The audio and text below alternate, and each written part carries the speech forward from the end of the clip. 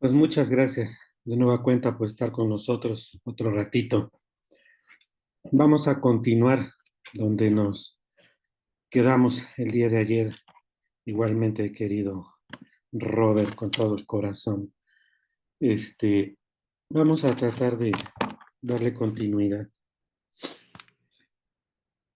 Hay un problema enorme que nosotros tenemos que identificar plenamente, que es acerca de el por qué es que no hay funcionalidad dentro del sistema penal acusatorio, por qué está fallando. Y esto, vuelvo a repetir, es por un problema de empirismo, ¿sí? Un problema de empirismo que es normal, es lógico que todos lo hagamos. Creemos que la universidad nos dio ese 50% y que nuestro otro 50% es el que nosotros debemos de alcanzar yendo a los tribunales, yendo a los ministerios públicos, yendo a los juzgados, pero no es cierto, no es cierto. Toda nuestra universidad, desafortunadamente, fue un problema porque no se nos dio toda la información, no estudiamos verdaderamente, no vimos figuras jurídicas, no razonamos en realidad asuntos.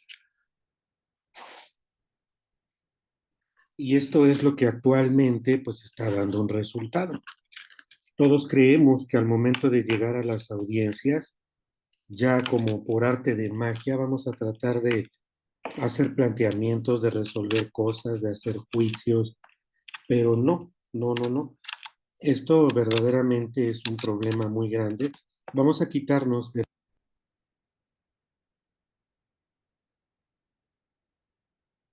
necesita un estudio, un programa, conocimientos técnicos, razonamientos, pero la cuestión del empirismo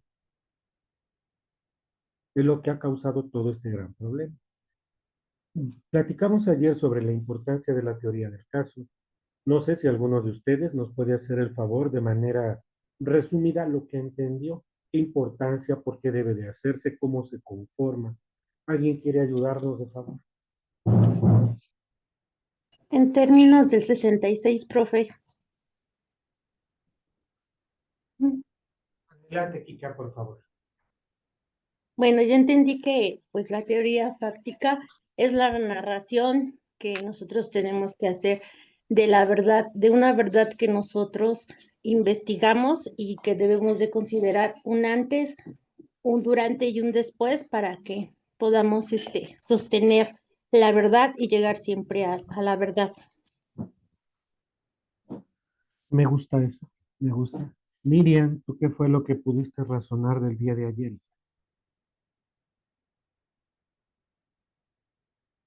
Buenas tardes. Pues que prácticamente tenemos que conocer la teoría que nos está planteando el Ministerio Público para poder demostrar si es veraz o no y de ahí partir. No como tanto el procedimiento o el proceso que se va a llevar, sino los hechos que nos están demandando si son verídicos y cómo podemos comprobarlos o contradecirlos. Perfecto. Fíjense ese punto muy importante, tanto de Kika como de mi querida Miri. En el primero, bueno, pues tenemos que tener una teoría del caso, pero basarnos en un antes, durante y después. El Ministerio Público comúnmente se basa en elementos objetivos. Ayer platicábamos cuáles son esos elementos objetivos que están dentro de la descripción del tipo penal. ¿Alguien puede decirlo?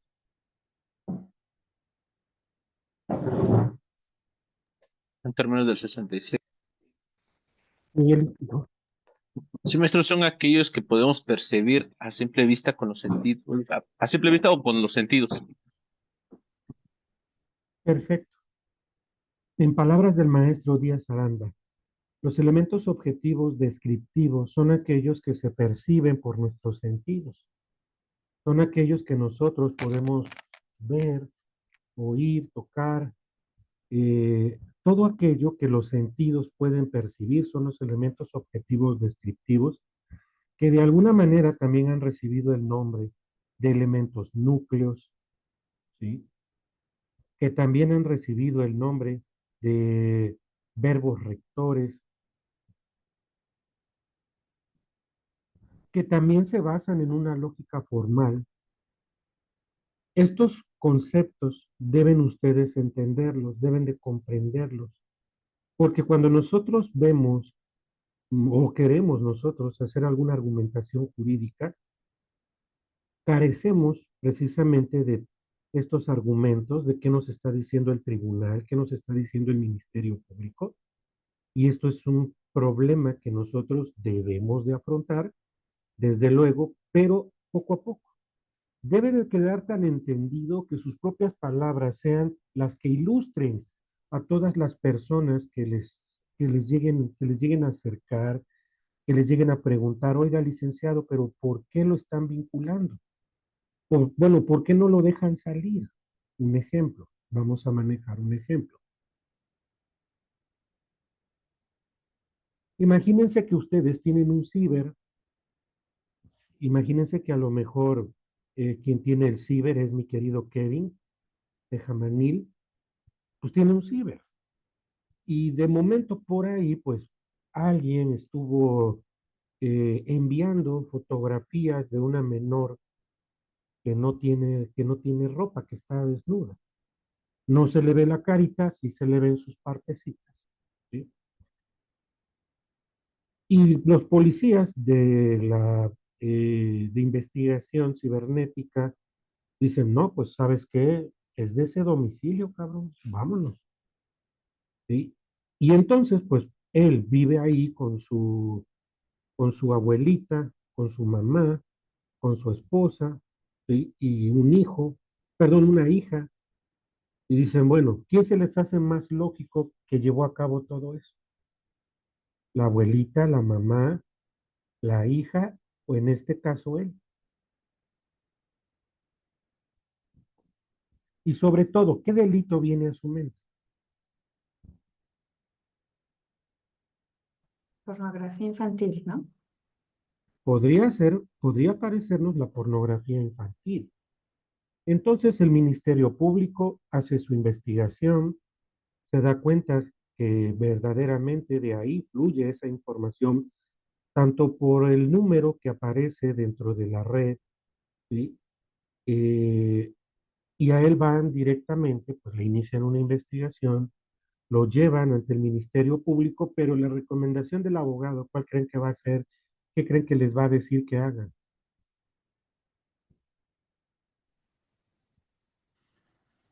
¿Qué recomiendan la mayor parte de los abogados? En términos del 66, que se abstenga de declarar. Definitivo. Ayer vimos un criterio que nos dice que eso no está bien.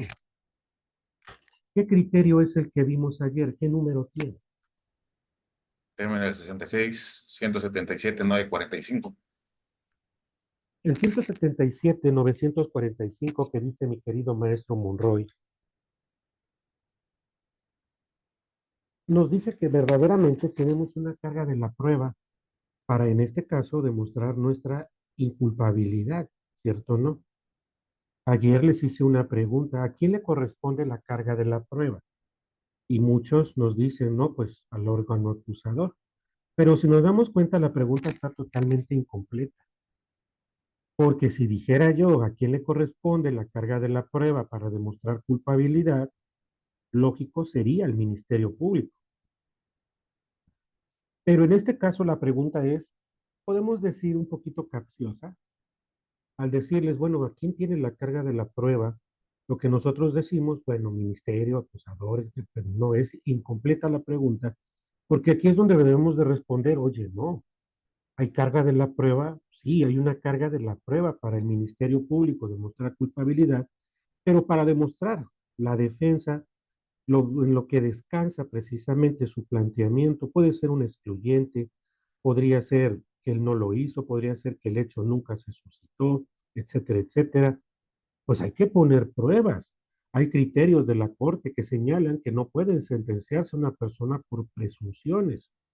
Ricardo de la Puente tiene un comentario. Ricardo, por favor. Eh, Buenas tardes. En términos del artículo 66, buenas tardes, maestro. Buenas tardes, compañeros. Tengo un cuestionamiento. Usted comentaba que la persona posee un cibercafé y se encuentran las imágenes quizás en uno de los equipos. Esto para mí me quiere indicar que no necesariamente alguno de los moradores de dicho negocio, no necesariamente ellos pudieron haberlo visto. Posiblemente cualquier otra persona que tuvo acceso a dicho equipo pudo haber descargado dichas imágenes y no así los que habitan o los propietarios de dicho negocio. Es cuanto, gracias. Ricardo de la Puente, ¿quieres decirme en términos del 327 cuál es tu postura para poder llevar a cabo este juicio? Wow. me, me toma de sorpresa, no Vamos a conozco. preguntarle a mi querido maestro Hugo. Hugo, Maestro, muy buenas tardes. Buenas tardes a todos. En términos del artículo 66, maestro, adelante, en maestro. referencia a lo que comenta el compañero, la teoría, en este caso jurídica, que nosotros plantearíamos, es conforme al artículo 327 en su fracción tercera, ya que, bueno, él comenta que en este caso él no cometió el hecho con apariencia de delito, por lo tanto, lo que tendríamos que demostrar es que él no tiene culpabilidad en esta situación, sino que fue otra persona quien realizó la acción. Es aquí en donde la mayor parte de nosotros no podemos diferenciar. ¿Cuál es la postura jurídica en términos de este posible 327 del Código Nacional de Procedimientos Penales, que al menos 10 hipótesis nos van a señalar? ¿Sí? 10 hipótesis nos van a señalar para qué, pues para tomar verdaderamente ahora sí una teoría del caso.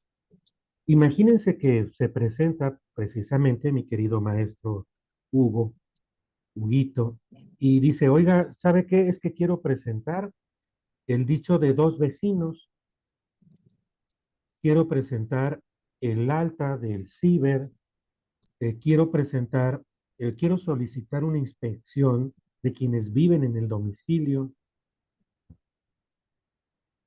Y entonces dices, bueno, oye, ¿cómo para qué? El ministerio dice, no, porque esto es pornografía, ellos van a negar. Y... No, no, no. Lo que pasa es que Hugo, dentro de su teoría del caso, al momento, siempre una teoría del caso, siempre va a iniciar con un preámbulo. Y eso deben de anotarlo en sus libretas, un preámbulo. Este preámbulo, por fuerza, debe de ser algo que simbolice cualquiera de las hipótesis del 327.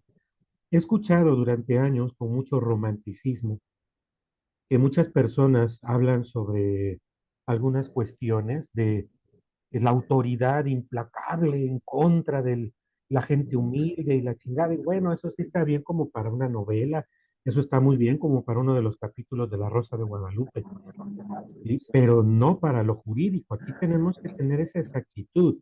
¿Cuál sería la argumentación? Su señoría, al menos en términos de este 327 en su fracción tercera, si ustedes la leen, nos dice que pues está plenamente identificada que esta persona no es la responsable. Esto significa que fue otro el que lo hizo, no mi cliente. Y muchas veces el ministerio nos dice, bueno, pues es que había dos y tú no fuiste, ¿quién fue entonces? Había tres, cuatro personas o estabas tú solo. Si no fuiste, dinos quién fue. Oiga, pues yo no soy mago, qué madres, esa no es mi tarea. O esa es mi tarea, decir quién lo hizo. Por ahí alguien tiene su micrófono encendido. Quiero pedirles que traten de apagarlo para que no se escuche el ruidito.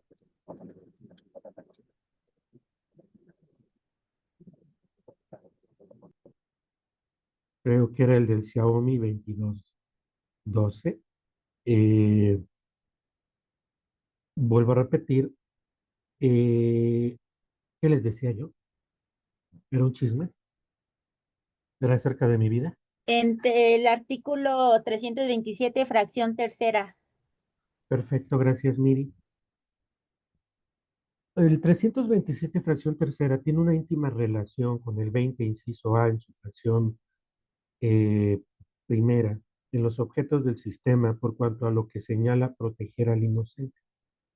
Este güey, pues no lo hizo, fue otro. Si le dicen, es que tú tienes que decirnos quién fue, pues, oiga, no mames, pues ese no es mi trabajo.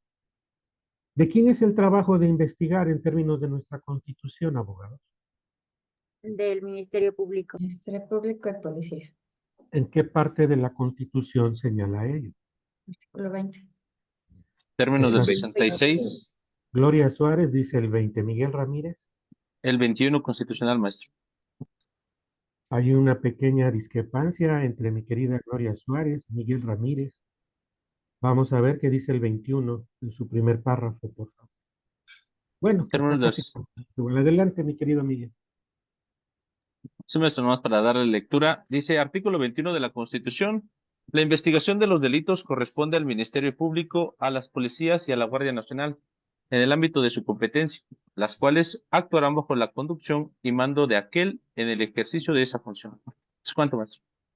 Si nos damos cuenta, el propio artículo 132 del Código Nacional de Procedimientos Penales, que inicia diciendo, abogados,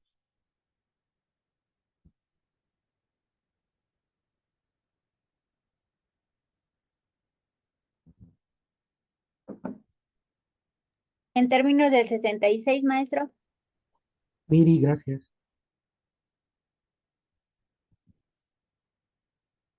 y el mando del Ministerio Público en la investigación de los delitos en estricto apego a los principios de legalidad, objetividad, eficiencia, profesionalismo, honradez y respeto a los derechos humanos reconocidos en la Constitución.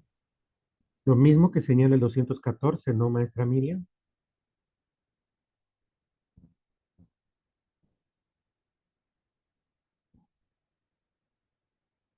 En términos del artículo 66, maestro, Hugo Áviles, maestro. darle lectura al 214.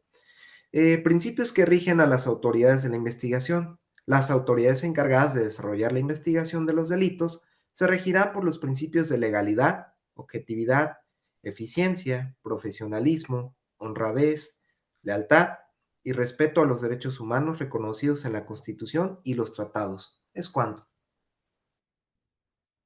Eh, si nosotros nos damos cuenta, pues eso se oye muy bonito. Pero en realidad, así como muchos de nosotros que esperábamos el Día de Reyes que nos llevaran aquel regalo hace años, cuando nosotros nos levantamos vimos que nada más aparecía puro chile porque realmente pues nunca llegó nada. Eso tampoco nos traumó. La gran ventaja de nosotros es que no crecimos con psicólogos. O si fuiste con un psicólogo, mi querido Omar Maldés Figueroa, y te llevaron al psicólogo cuando te quedaste medio traumado. No me di cuenta. No, no es cierto. No. Buenas tardes, Héctor, no. Héctor Jaime también te llevaron con el psicólogo. En ningún momento, Miguel Ángel. A nosotros nos daban nuestros putazos. Y órale, cabrón, a chingarle. ¿Qué madre es eso del psicólogo? Ni que sí, sí, sí es necesario, ¿no? Definitivamente sí lo es. Nos daban el chicote de la vienda. La chancla es la que hacía su magia. Pero no nos traumamos. Así, estos principios, bueno, eh, derechos que están señalados en realidad pues no los toman en consideración. Pero repito, dentro de esta teoría del caso, el artículo 327 es verdaderamente importante para que podamos avanzar con este planteamiento de la teoría del caso. La teoría del caso nos sirve para establecer una comunicación técnica entre las partes. Ahora bien, ¿quiénes son las partes? ¿Alguien me puede decir en qué artículo y quiénes son las partes?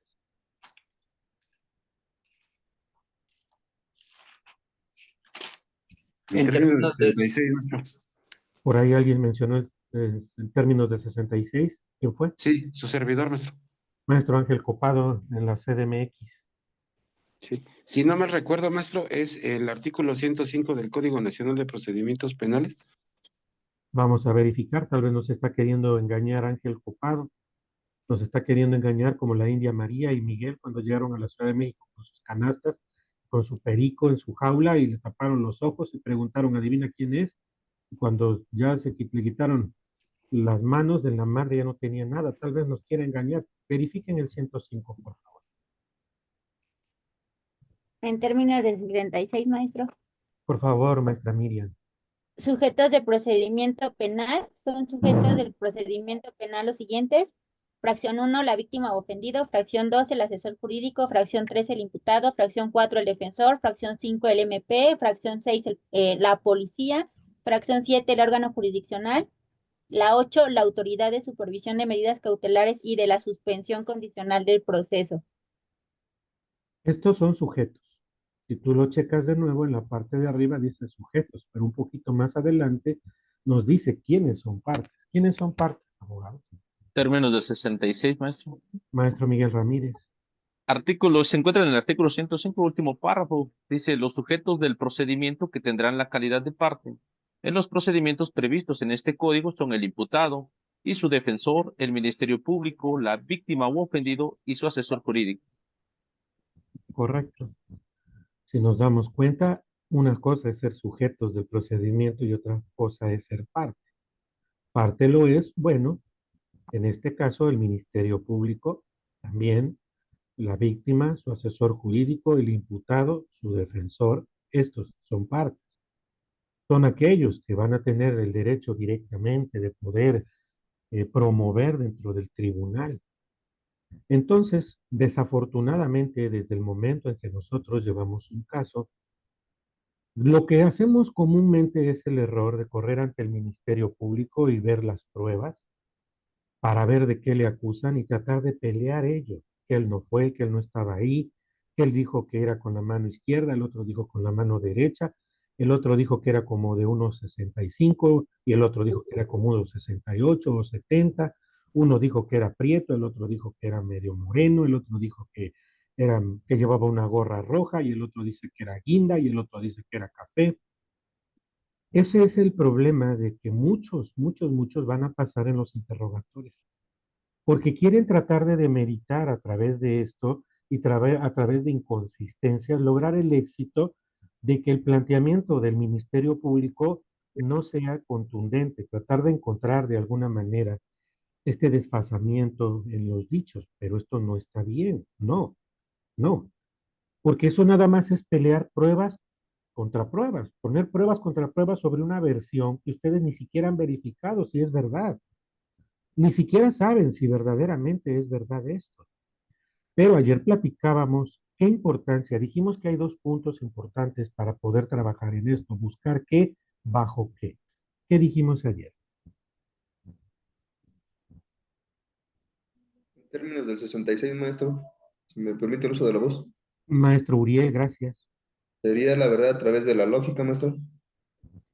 Pero muy bien, la respuesta es correcta, buscar la verdad a través de la lógica.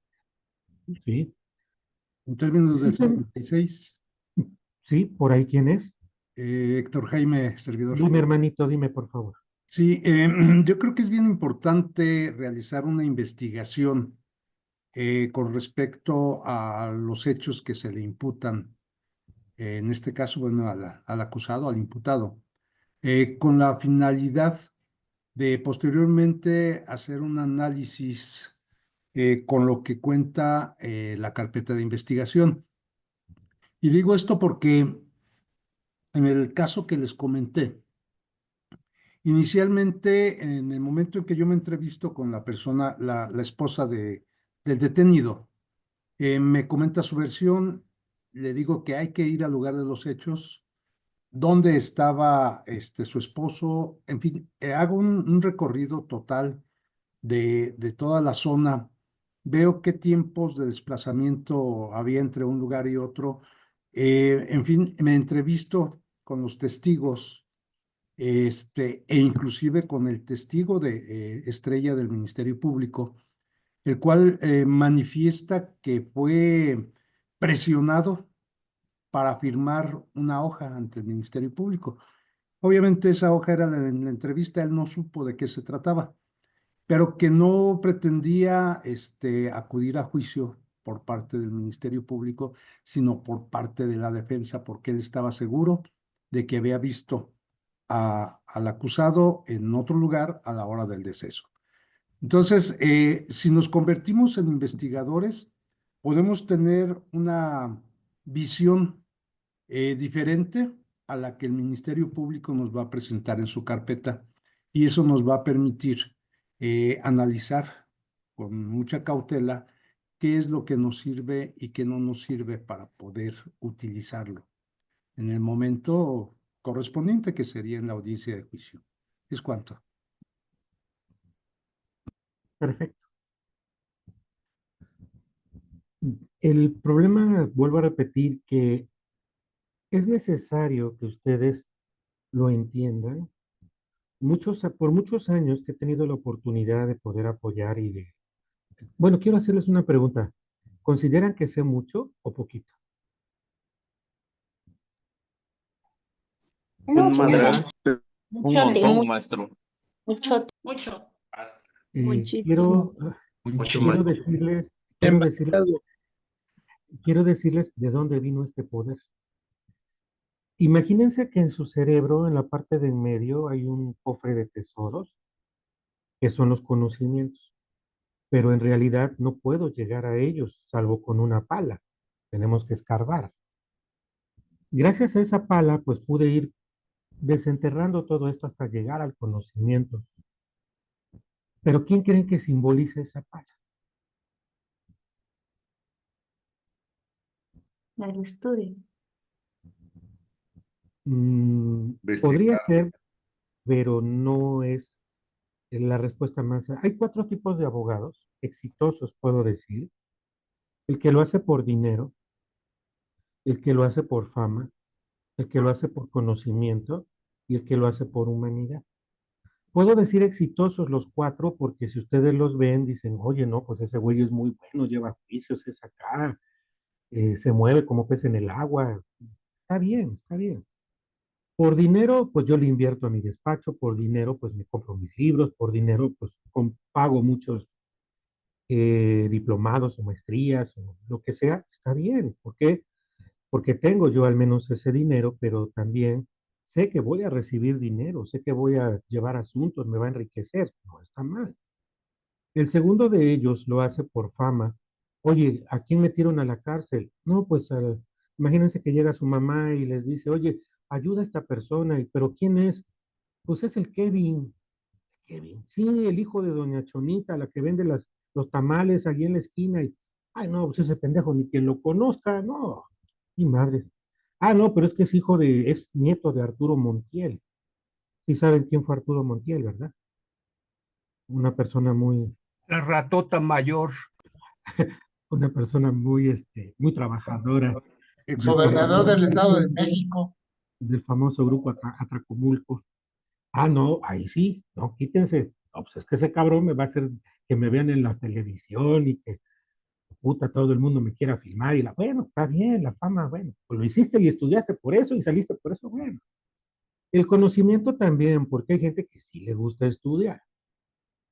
Eh, pero aquel que lo hace por necesidad, por ayudar a cualquiera, en todo el día, todos los años, te van a preguntar, oiga, fíjese que pasa esto, esto, esto y esto, y tú dices, en la madre, o sea, no me la sabía. Hasta por una tarea, hasta por una cuestión de un problema personal, cualquier cosa te hace reflexionar. Una cosa es cuando decimos, mira, la verdad es que esa madre, pues no la puedo entender bien, es más, hasta la confundo, pero dame chance para profundizar y mañana te explico, porque tengo mis dudas. ¿Sí? Y te pones a estudiar, como hoy quiero hacerles una pregunta. ¿Qué son las excusas absolutorias?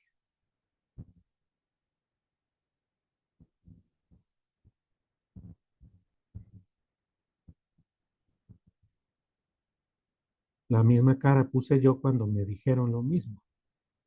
Y dije, la madre, digo, creo haberlas escuchado, pero no puedo diferenciarlas. Gracias a esto, a que los estudiantes y ustedes en especial, pues siempre llevan a cabo preguntas, durante años ustedes han sido esa pala para llegar a los conocimientos. Si realmente, y agradezco mucho su amabilidad, que piensen que sé mucho, no es realmente por mí, es por ustedes, porque todas las dudas de ustedes crean una oportunidad para aprender. Por ello es que esto es importante, que ustedes, todo esto, toda esta información, y todo aquello que venga de terceros lo conviertan en una oportunidad de saber, ah, esa chingadera no me la sabía, esta está padre, está bonita, y de ahí van a crecer demasiado, ¿sí? Como en este caso que nosotros estamos hablando de las posibles hipótesis del 327. Bueno, ¿sí saben lo que son las excusas absolutorias o no? Términos del 66. Vamos a escuchar al maestro Miguel Ramírez. Maestro, si no mal recuerdo, son aquellos que no tienen, bueno, son aquellos delitos que no tienen punibilidad. ¿Están concentrados, abogados? En términos del 66, maestro. Miriam, Maestro. Miriam, mija. Aquí es excusas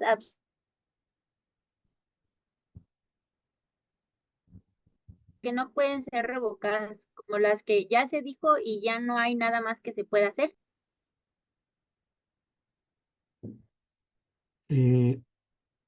Necesito que pongan mucha atención. Sí les dije ayer que necesitamos dos cosas para triunfar. ¿Cuáles son esas dos cosas? Concentración. ¿Y la otra? La ciencia. Paciencia. Claro que mi querido Héctor Jaime sabrá quién decía serenidad y paciencia, ¿verdad, Héctor? Ah, desde luego, era mi héroe. Calimán. Era Chanoc. No, era Calimán. Era Charno, eso sí estuvo medio raro. El buen Calimán. Desde luego que los más chamacones van a decir, ¿y ese güey quién era? Pues ni siquiera habían nacido. Muchos de ustedes, de los que están aquí, no pasan de los 35 años. Serenidad y paciencia, en este caso concentración y paciencia, ¿sí? También quienes puedan tener prendidos sus monitores, se los voy a agradecer porque aunque no crean, voy por ratitos pasando entre uno y otros, pues nada más para vivorearlos, digo nada más para ver si no se están durmiendo, ¿sí? O si se están comiendo los mocos o cualquier otra cosa, digo, estoy vigilando, a ver, como ahorita veo que sonríe mi querida Karen Cornejo, mi querida Lilia Canchola, mi querida Alejandra Ortega.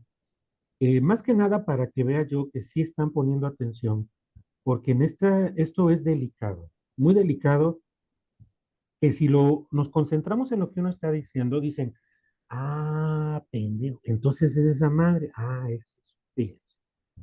Hablábamos el día de ayer que existía una teoría platónica del delito que tenía al menos 7 elementos que el maestro Jiménez de Azúa llegó a completar, porque no los desarrolla los elementos, él los termina como una conducta típica, antijurídica, culpable, punible, imputable y con condiciones objetivas de punibilidad.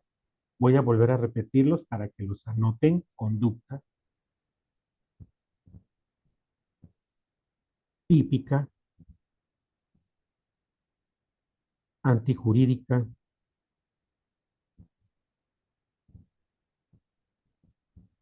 culpable, punible, imputable y con condiciones objetivas de punibilidad. Déjenme buscarles una diapositiva para ver si la encuentro y nos ayuda. ¿Y con condiciones de qué, maestro? 66. Condiciones objetivas de punibilidad. En términos de 66, maestro, una pregunta. Sí. ¿Esta es la teoría heptatónica? Heptatómica. 7 7, ¿verdad? elementos. 7 Gracias. elementos.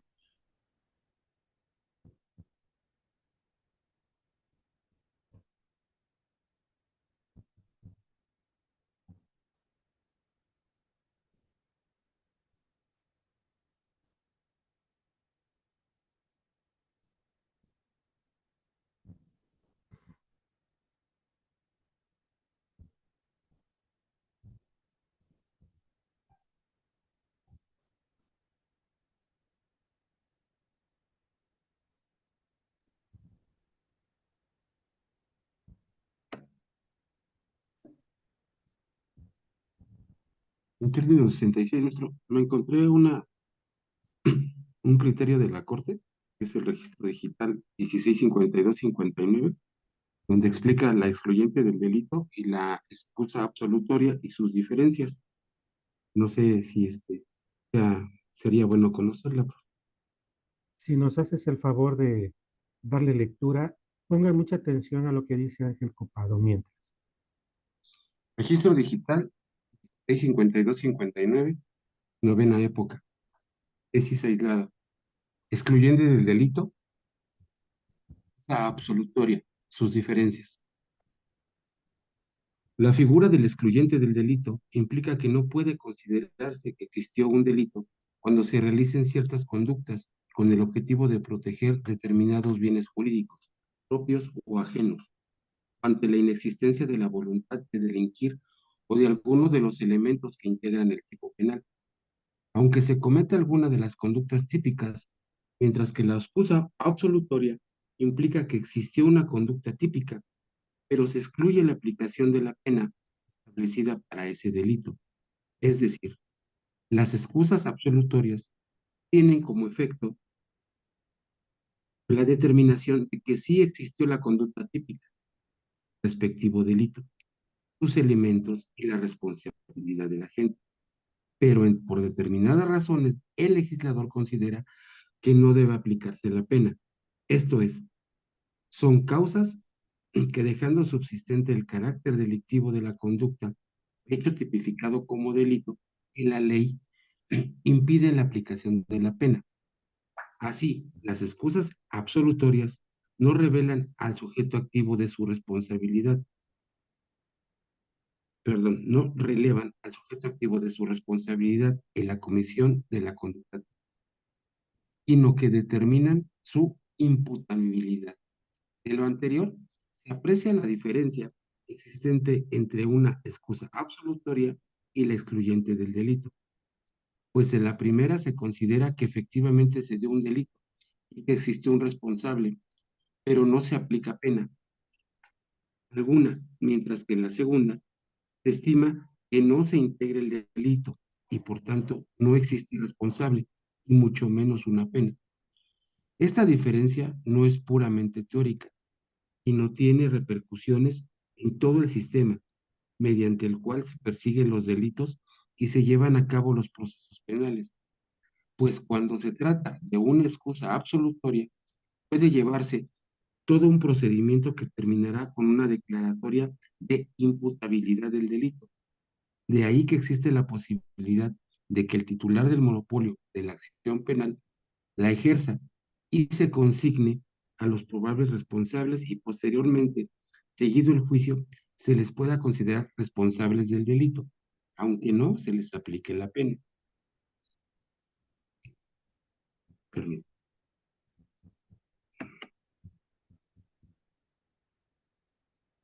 Por el contrario, cuando se trata de un excluyente del delito, puede acreditarse ante el Ministerio Público y este se vería obligado a no ejercer la acción penal si considera que se actualiza alguna de las excepciones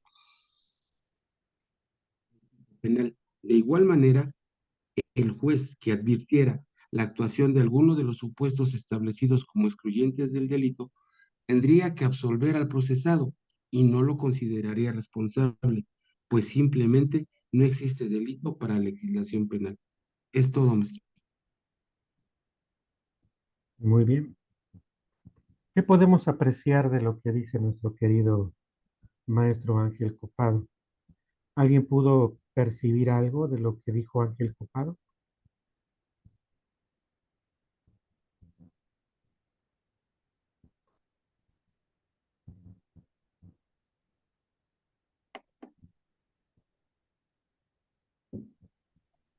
En términos del 66, maestro, en cuanto a las excusas absolutorias, es que si hay un delito, más no tiene una penalidad.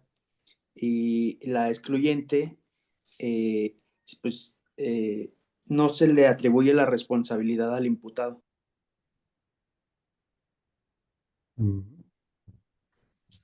Déjenme ponerles estas diapositivas. Esta diapositiva que está en pantalla, denme un segundo.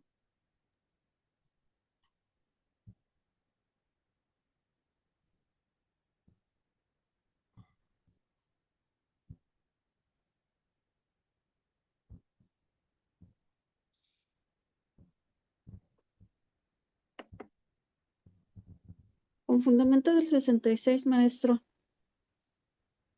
Adelante. ¿Sería tan gentil el compañero Ángel Copado decirme el número de criterio, por favor? No alcancé a anotarlo. Gracias. Con todo gusto, licenciada. Es el 16 52 59. Repito, registro digital 16 52 59. Muchas gracias. Buenas tardes, compañera. Disculpe, le hago el comentario que ese criterio lo mandé al chat del grupo para que lo puedan consultar. Gracias, compañero. Gracias. Permítanme tantito, porque no encuentro la diapositiva.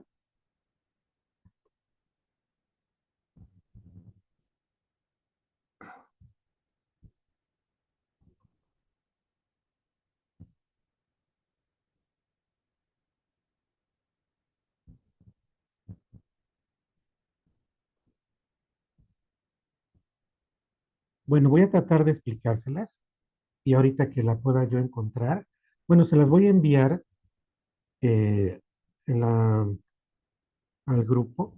Denme un segundo.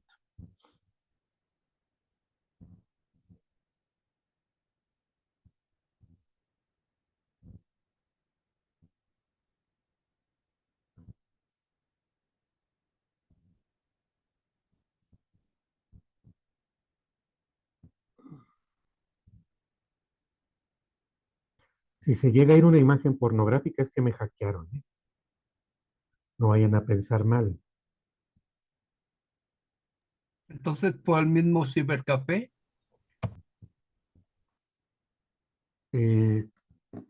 Sí, a ver, déjenme ver si la puedo poner aquí. Maestro, Sí. qué guapo se ve usted hoy, maestro. Ah, gracias, querido amigo, muy amable. Muchísimas gracias, querido amigo.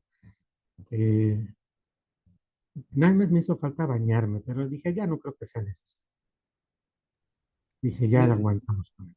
Nada me importa, maestro, pero se ve usted bien, bien guapo. Gracias, querido amigo, te agradezco mucho tu nobleza. Déjenme tratar de ponerla aquí, esta cochinada.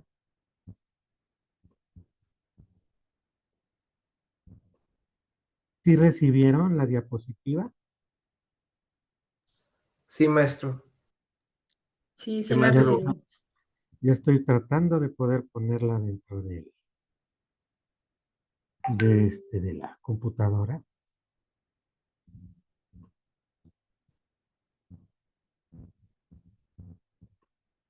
Parece ser que ya.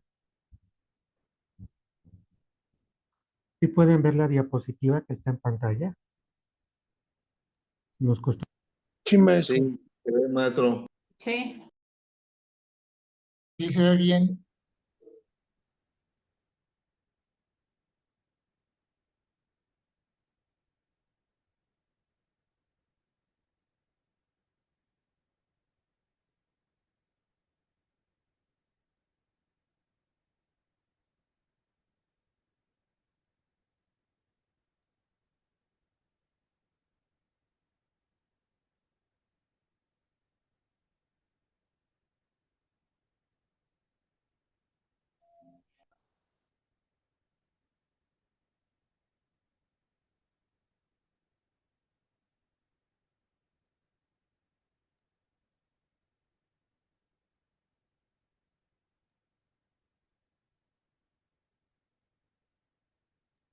Maestro, disculpe, no se escucha el audio. Escucha, maestro, su audio. Desde que compartió la pantalla, ¿no? ¿Sí me escuchan ahora? Ya. Sí, maestro. Ya lo Con escuchamos. Con razón, mil disculpas. Vuelvo a repetir, se crean distintas teorías con el paso de los años. Otra vez ya no se escucha, maestro. Otra vez, maestro. No se escucha. A No ver, se escucha. Ahora sí se escucha. Sí, maestro. Ok, Sí, ya nos quitamos el microfonito. Yo creo que esta madre habría que cargarla, pero creo que no lo cargué. ¿Pero sí me escuchan bien? Sí, maestro. Sí, maestro. Que no se vuelva a ir el sonido.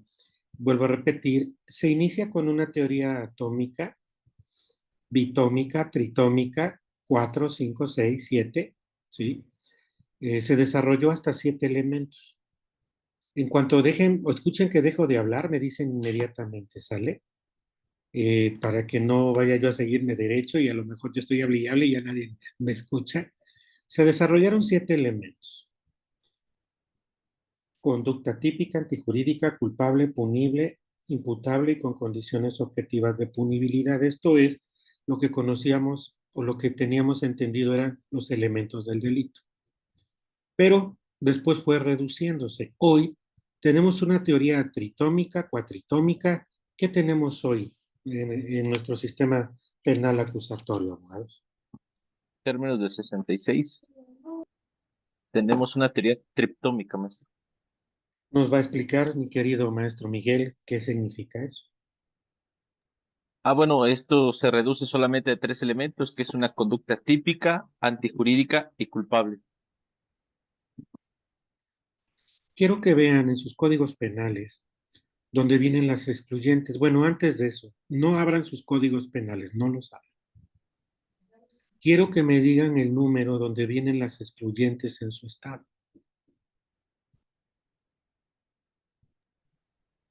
En términos del 66, maestro, si me permite el uso de la voz. Uriel. Para la Ciudad de México está en el artículo 29 o en el Código Penal Federal en el artículo 15. Muy bien. De los demás compañeritos. Maestro. Adelante. Aquí en el estado de Campeche, causas que excluyen el delito y la responsabilidad, artículo 33. ¿Te lo sabías de memoria o lo buscaste, Manuel Ricardo? No, he estado abocándome, está mal que yo lo diga, he estado conociendo bien el Código Penal.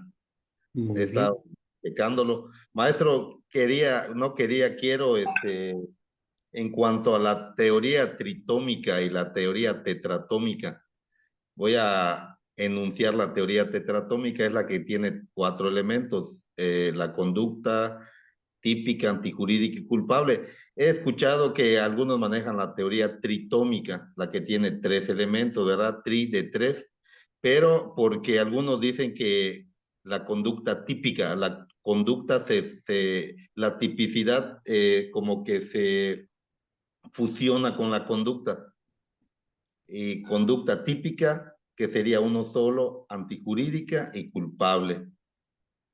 Eso sería todo, maestro. Es correcto. El primer punto es que no saben ustedes dónde están las excluyentes. Imagínense que llegamos a una audiencia y mi contraparte, nada más por estrategia, que le diga yo, oye, Abel Velázquez, es que no me acuerdo dónde están las excluyentes. Le pregunto a un compañero, a otro, le pregunto a mi contraparte, es que ya se me olvidó. Y la otra persona se queda callada o me dice, no me acuerdo, no sé. ¿Qué nos está diciendo de ese abogado?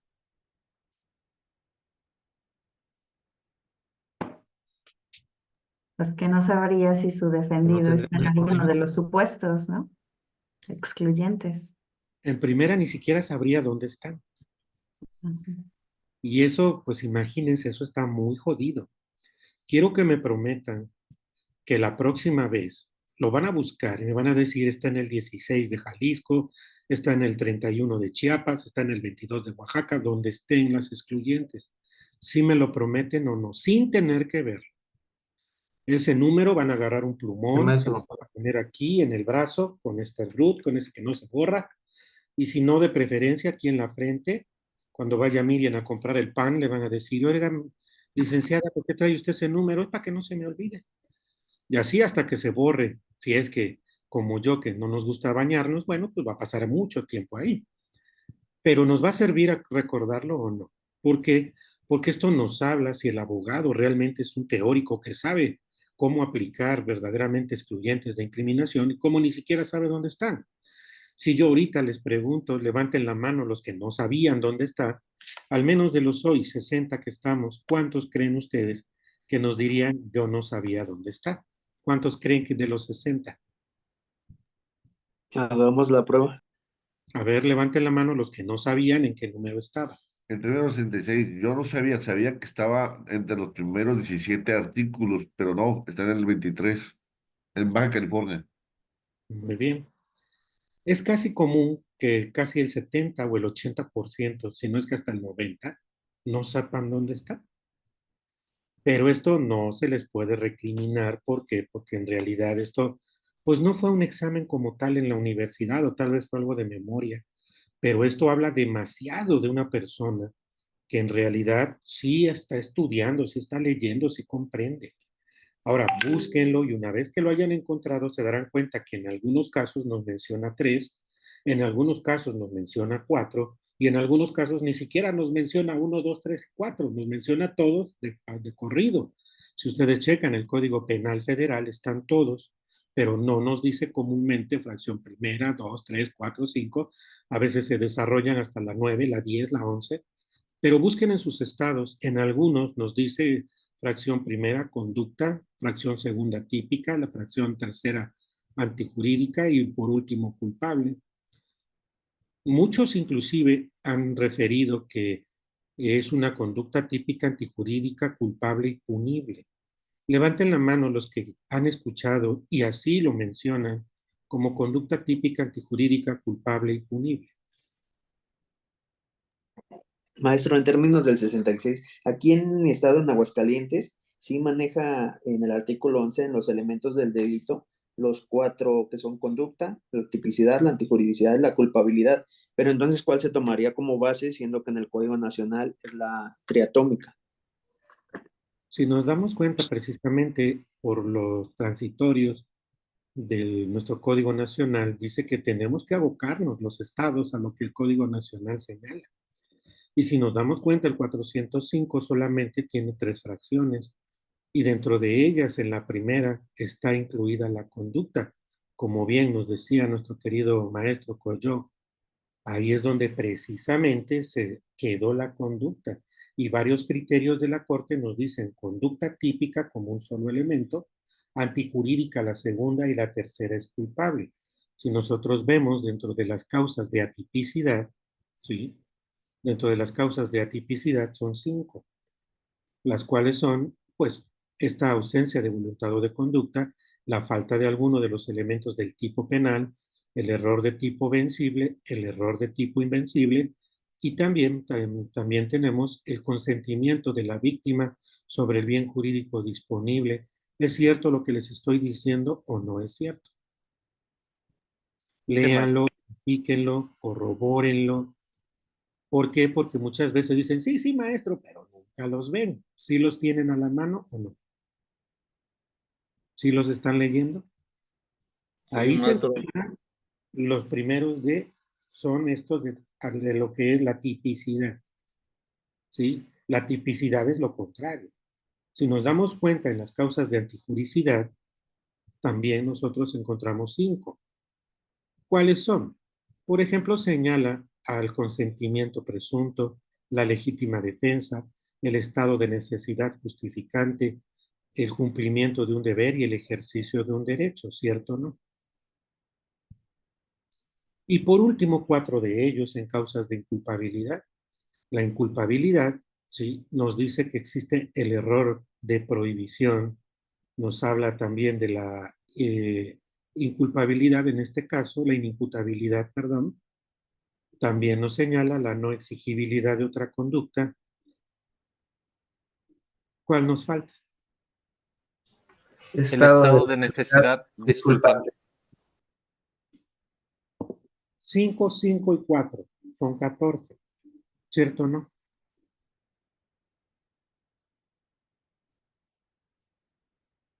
¿Es cierto eso, César, o no lo es? Sí. ¿Sí?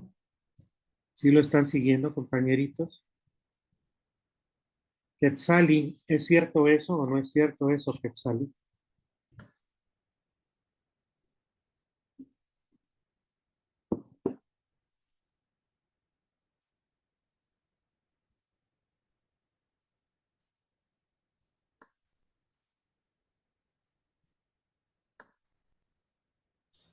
Maestro, en términos del 66, Adelante. nada más como recomendación para que puedan seguir pues digamos así, el tema del que estamos hablando. Todo esto que usted está mencionando está señalado en el artículo 405 de nuestro Código Nacional de Procedimientos Penales.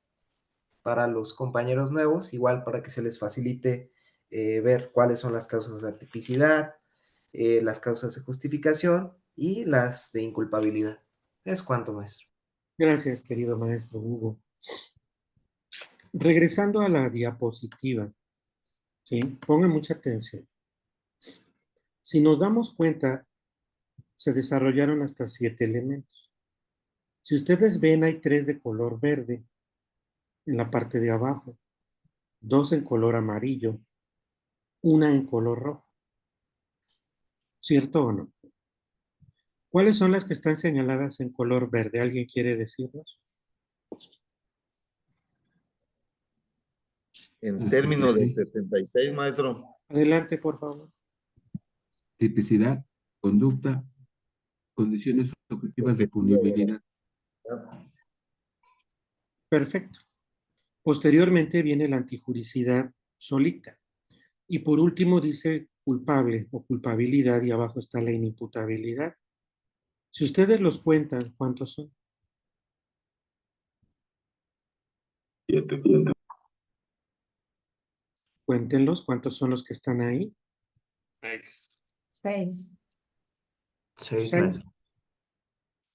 ¿Dónde quedó el último? Si nos damos cuenta en la diapositiva, la punibilidad ya no es un elemento del delito, sino se considera un resultado. Si ustedes se dan cuenta, el 409 y el 410 de nuestro Código Nacional de Procedimientos Penales fue diseñado para 2 tópicos. El primero, para la reparación del daño, y el segundo, para ver la penalidad que una persona puede recibir, la punibilidad, ¿cierto o no?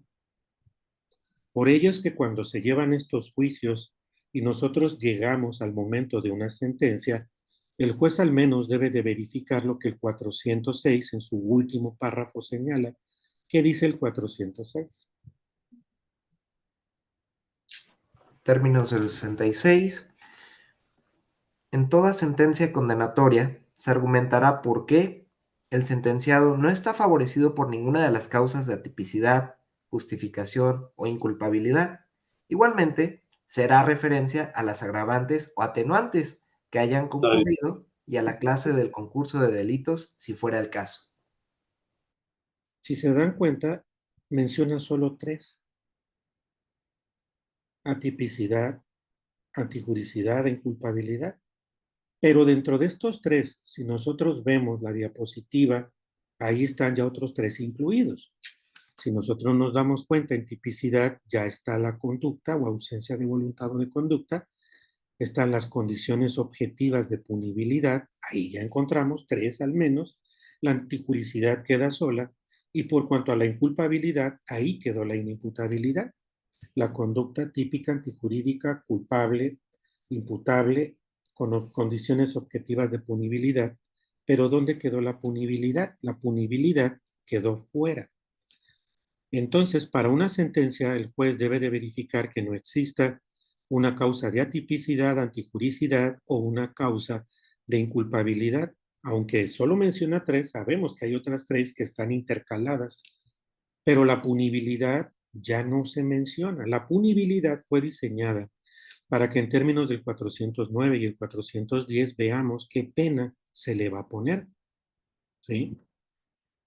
A esto que ustedes están viendo como la punibilidad es a lo que se le conoce como, ¿cuál es el tema que estamos diciendo? Excusas absolutorias. Excluyente del delito. Excusas absolutorias. Las excluyentes del delito son las que están de este lado. La tipicidad, la antijuricidad y la inculpabilidad son las excluyentes. Y la punibilidad que ven del otro lado son excusas absolutorias. Solamente por cuestión geométrica quiero que puedan dividirlo en sus mentes ahorita. Si se dan cuenta que de un lado hay 3, que contiene otras 3, y la otra está solita. ¿Eso sí les queda claro, abogados? No En lo términos del 66, Adelante, por eh, favor. la verdad es que a mí no me queda muy claro, profesor, o bueno, maestro. Eh, Realmente esto yo no lo he visto en la escuela, entonces me siento un poquito perdida. Ahora Y vamos a tratar de ayudarlos con ejemplos reales. Porque al por llegar a favor, ejemplos reales donde dicen, pendejo, con razón, esa madre es eso. Fíjense, busquen en sus códigos penales y se darán cuenta que hay ciertos delitos que nos dicen que en estos delitos no se impondrá pena, que en estos delitos no será punible, que en estos delitos no será sancionable. Busquen en sus códigos penales. Por ejemplo, en la evasión, bueno, Francisco Javier Mérida tiene un comentario. Maestro Francisco Javier Mérida. Es que te quería hacer una pregunta de un tema que tengo, pero ahorita que te desocupes, ya me dices, ¿no? Para que te lo pueda yo explicar o te lo pregunte yo, ya me digas en qué me apoyas en eso. Sí, claro que sí, querido amigo. Fíjense, la evasión de presos en Veracruz nos dice que cuando una persona llegue a auxiliar a quien se evade sin que se lleve a cabo a través de una violencia, pero éste sea familiar del quien se está escapando, que lo haya auxiliado, entonces no será punible. También en algunos estados, los delitos que son cometidos, por ejemplo, como las lesiones u homicidios entre familiares de manera culposa, nos dice no será sancionable, no será punible, no se impondrá pena. Pero de tarea les encargo que busquen en sus códigos penales cuáles delitos en sus estados tienen esto. Pueden ponerle estos tres textos, no será punible, no será sancionable, no se impondrá pena. Y cuando ustedes encuentran uno de estos, ¿qué significa? ¿Que sí hay delito o que no hay delito? No, sí hay delito, pero no se le va a imponer pena. Y dirán ustedes, ahora, ¿cómo está esa jalada? Sí, van a llegar al momento en que le van a decir, por ejemplo, al hermano que evadió al hermano para escaparse, ¿lo van a encontrar responsable de un delito? Sí, pero ¿qué es lo novedoso? No le pueden poner pena. No le van a poner 6 meses, 1 año, 2 años, 3 años. Ese ni siquiera puede estar en prisión preventiva. ¿Sí? Déjenme ponerles un criterio que les ayudará para poder entender esto.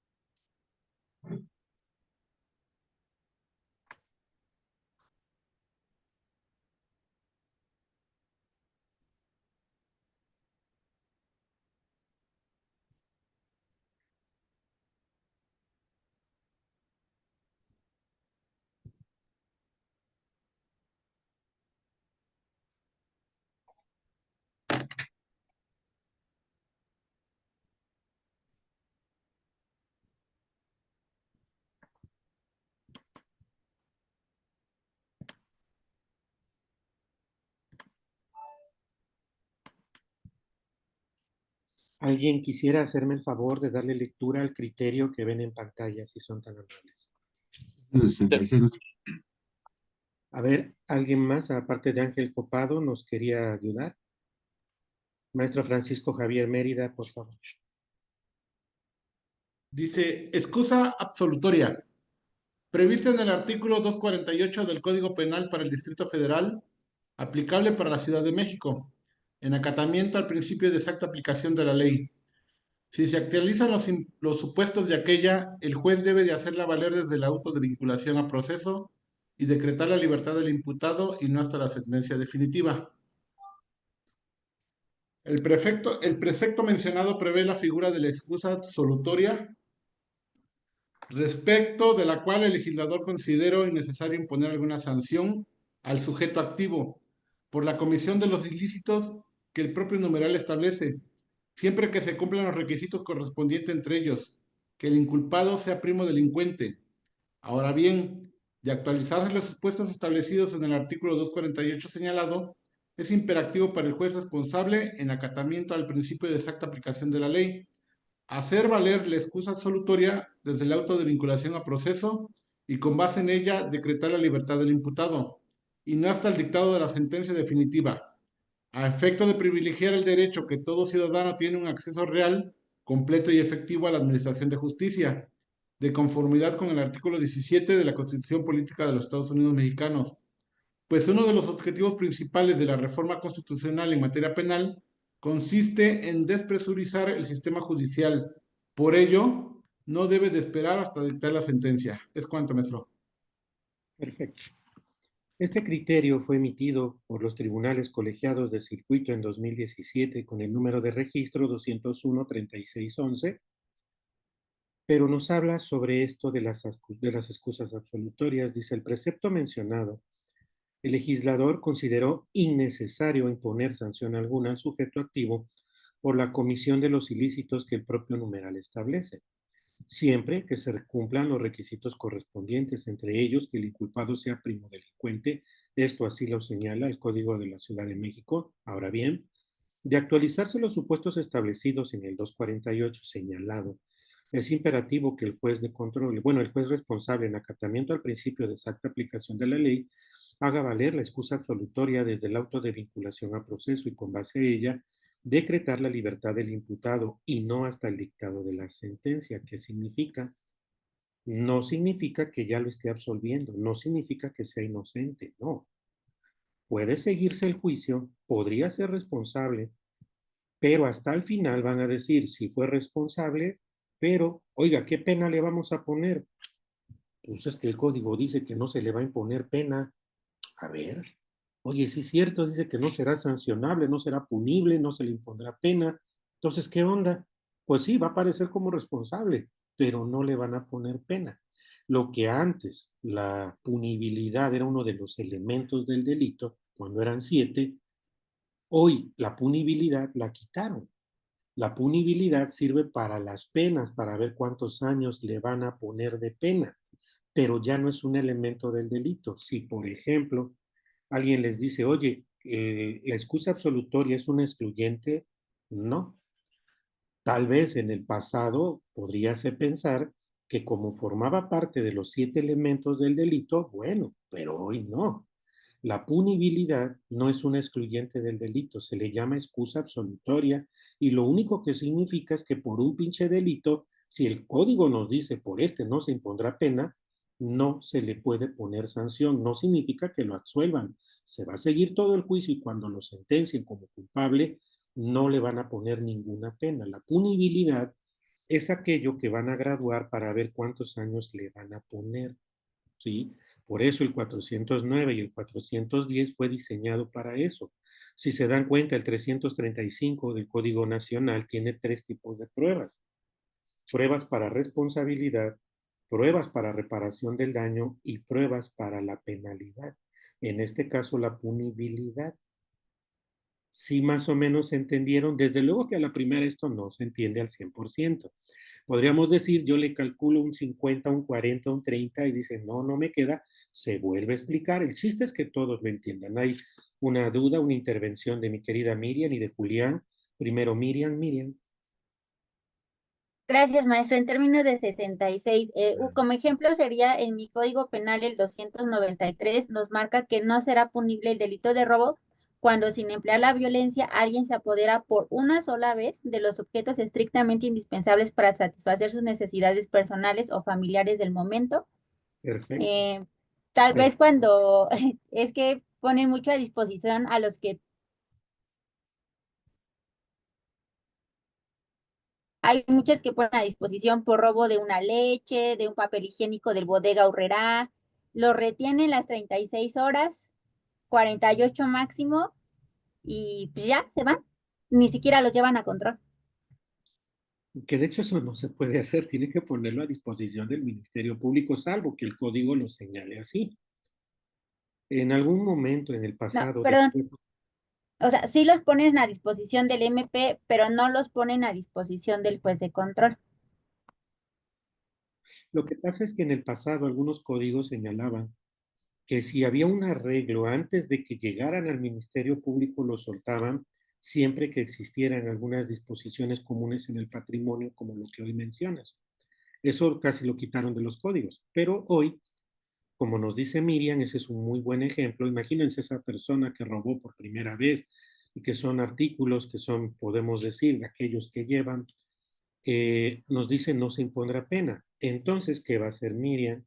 Lo que ella tendría que hacer es, ¿sabes qué? Desde el momento en el que se pudiera manejar la prisión preventiva, en este caso oficiosa o justificada, decirle, sabe que su señoría, pero es que este delito no tiene pena, y si no tiene pena como madre, lo va a dejar adentro. Haga valer la excusa absolutoria, sáquelo usted a la chingada, que se quede ahí afuera, que se siga el juicio, que haya vinculación intermedia, juicio, lo que sea, pero este güey no puede estar detenido, porque la excusa absolutoria es solamente lo que es el resultado de los elementos del delito. Los elementos del delito, la conducta típica, antijurídica, culpable que vemos, estas sí hay excluyentes.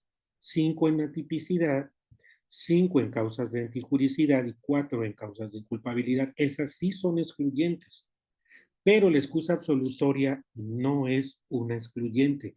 Es simple y sencillamente nos va a servir para decirle al juez, oiga, pues sígase el juicio, pero pues no le van a imponer pena alguna, no tiene ninguna pena este güey. Ah, bueno, pues que se siga, pero no puede quedar detenido, esa es la diferencia. Las excluyentes sí se pueden hacer valer como falta de responsabilidad. La excusa absolutoria por cuanto a la punibilidad, cuando nos dice el código no tendrá pena, no tendrá sanción alguna, no significa que, no, que sea inocente, no, sí se va a ir al juicio, se va a llevar todo el procedimiento, pero ese güey no lo pueden mantener ni detenido, ni tampoco le pueden poner una pena al final. ¿Por qué? Porque no tiene sanción ese delito en esas circunstancias. Comúnmente se hace, ¿por qué? Porque hay una relación de parentesco, porque hay una situación por ahí de que el propio legislador consideró que no podían ponerle pena. Si ustedes ven el artículo 256 del Código Nacional de Procedimientos Penales, ahí hay una especie como de ejemplo, nos dice que cuando la persona haya sufrido un daño físico o psicoemocional grave, ya no se le puede imponer pena. Y entonces se puede llevar hasta un criterio de oportunidad. Imagínense un cabrón que cometió un delito y que le dieron por ahí un pinche plomazo y que quedó paralítico. Dices, oye, no mames, pues ya no le pongas ni ya mejor maneja un criterio de oportunidad y pues ya que se vaya, ese güey ya hasta pagó. Esa es una especie como de excusa absolutoria. Por ello, deben de buscar en sus códigos penales todos los delitos que, ¿saben cuántos pueden encontrar como máximo entre 2 y 3? De hecho, son muy raras. Son muy raras. Hay comentarios, intervenciones de mi querida Eve Molina, de Jorge Pérez. Había por ahí otros compañeritos, pero no me dio oportunidad de ver quiénes. Primero, Eve, por favor. Sí, pero ya me resolvió la duda con lo que acaba de decir. Ya, gracias. Muy bien. Perdón. Jorge. No, al contrario, mija, siempre levanten la mano. ¿Por qué? Porque esto pareciera sencillo, pero no lo es. Y si nos damos cuenta, esto nos lo enseñaron en la universidad. Nos lo enseñaron cuando hicimos el servicio en el Ministerio Público, en los tribunales, cuando andábamos atrás del abogado que nos llevaba a sus audiencias. No, No. no. Y esto determina el procedimiento. ¿Qué voy a hacer durante el procedimiento? No inventar y poner jaladas. No, esto es teoría penal que dicta el procesalismo, no el procesalismo que todos acostumbran a hacer. Por ahí, mi querido maestro Jorge Pérez. Maestro Jorge. Buenas tardes. En términos del 66, nada más, a ver si me saca de la duda. ¿La excusa absolutoria pueden ser delitos de bagatela?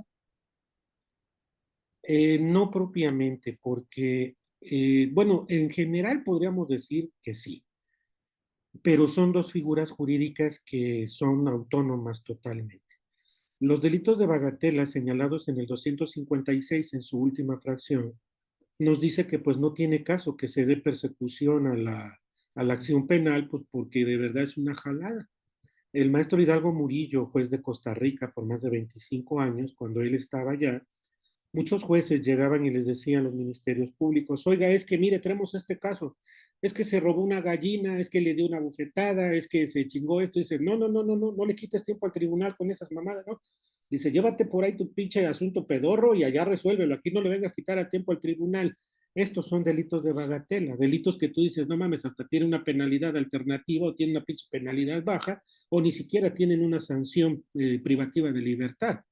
Trabajo en favor de la comunidad, amonestación, apercibimiento, eh, pero no tienen ni siquiera una penalidad. Entonces, por cuanto a los delitos de bagatela que señalan el 256 en su última fracción, podríamos decir que, perdón, pero son tan pedorros que ni siquiera tendrían que llegar al pinche juicio, no se tendrían ni resolver. Es más, no sabemos utilizar los medios alternos. ¿Por qué? Porque ¿saben cuántos delitos de su código penal se pueden ir por esta figura jurídica de los criterios de oportunidad?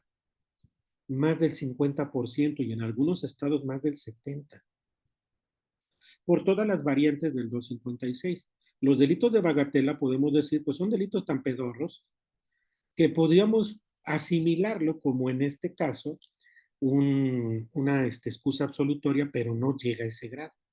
¿Por qué? Porque la excusa absolutoria significa sígase todo el juicio aunque no le pongas pena, mientras que el criterio de oportunidad, si ustedes se dan cuenta en el artículo 21, párrafo séptimo de nuestra Constitución, en relación del propio artículo 221 del Código Nacional, nos dice que el Ministerio Público podrá desde luego promover criterios de oportunidad, que significa ya no le sigas, pero la distinción es que en los delitos de bagatela ya no se sigue el juicio. Ahí se termina, se utiliza un criterio de oportunidad y a la chingada. Mientras que la excusa absolutoria no es así, se sigue derecho y hasta que te sentencien nada más no te van a poner pena. Esa sería la diferencia, querido amigo. ¿Sí te quedó un poco claro, Jorge? Sí, excelente, gracias. Entendible. Gracias, querido amigo. Por ahí hay una duda de mi querido maestro Francisco Javier Mérida, Ricardo de la Puente. Francisco Javier Mérida. Maestro, quitándote el tiempo, Miguel, fíjate que tengo un operador que cometió, bueno, no cometió un ilícito, él acompañó a otro amigo supuesto y el amigo hace un robo de vehículo, no llevaba arma, nada más quitó el vehículo y todo. Detienen a ese amigo, pero el C4 por las cámaras ahí en México, toma las cámaras, ¿no? Y detienen a mi operador. Cuando hacen la vinculación a proceso, nadie lo acusa.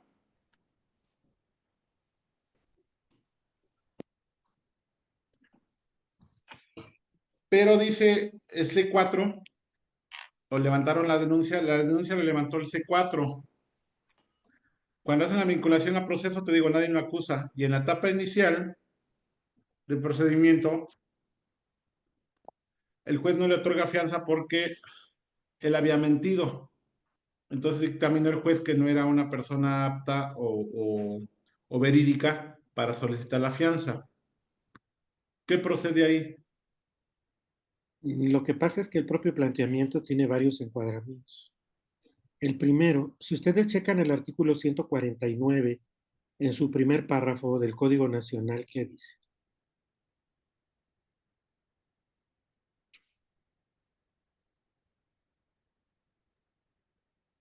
Con fundamento en el artículo 66, Ve, por favor. dice, en los casos de flagrancia, el Ministerio Público deberá examinar las condiciones en las que se realizó la detención inmediatamente después de que la persona sea puesta a su disposición. Si la detención no fue realizada conforme a lo previsto en la Constitución y en este código, dispondrá la libertad inmediata de la persona y, en su caso, velará por la aplicación de las sanciones disciplinarias o penales que correspondan. No hubo flagrancia. En el primer momento en el que se supone que lo detuvieron, al menos la policía tendría que haber justificado que por lógica, pues lo ven que sale del vehículo y el otro se lo lleva, dice, pues él también, de alguna manera pudo haber sido un copartícipe. ¿Sí? Quiero pensar que ese fue el primer razonamiento que tuvieron, pero tan es así que lo judicializaron.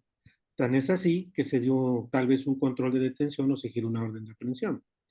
Pero de todas maneras él está como una persona imputada, ¿sí?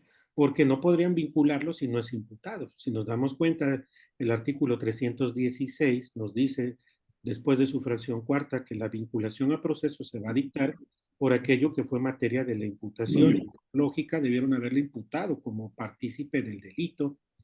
No hay que confundir los conceptos, no lo estaban acusando, no puede haber acusación ahí, es una imputación. Imputación en términos del 20, inciso B, fracción tercera, el imputado tiene derecho a saber qué es lo que le imputan, ¿sí? Inclusive el propio 308, párrafo segundo de nuestro Código Nacional nos dice que el juez pues deberá de velar si efectivamente ese güey lo pueden vincular o no. Bueno, primero el control de detención, que el propio 16 de la Constitución, párrafo séptimo, dice el juez tiene que ver si hay flagrancia o si hay un caso de urgencia. Posteriormente, después de calificarla en el 308, párrafo segundo, pues ya él puede decir si él también estaba ahí, estaba dentro del problema. Los elementos objetivos nos están diciendo que él sí es responsable de momento y por ello es que lo hayan vinculado, ¿sí? Y el hecho de que no le hayan podido otorgar el beneficio de la libertad caucional a través de una garantía económica obedece más a que no se llevaron a cabo ningún trabajo por parte del abogado en términos de lo que señala el artículo 168 del Código Nacional de Procedimientos Penales en sus 5 hipótesis para demostrar el arraigo, para demostrar que el delito y su pena no eran cuantiosos, para ver la conducta del imputado antes o después del procedimiento, que no ha desacatado medidas cautelares o que no faltó a alguno de los citatorios de ministerios públicos y juzgados. Entonces, aunque la pregunta se oye sencilla, pero en realidad pues tiene un chingo de fundamentos, artículos y de variantes. ¿Qué se podría hacer? Pues al menos en términos del 141 y en términos del 172. 141 y 177 me parece, déjenme ver. 171. 177.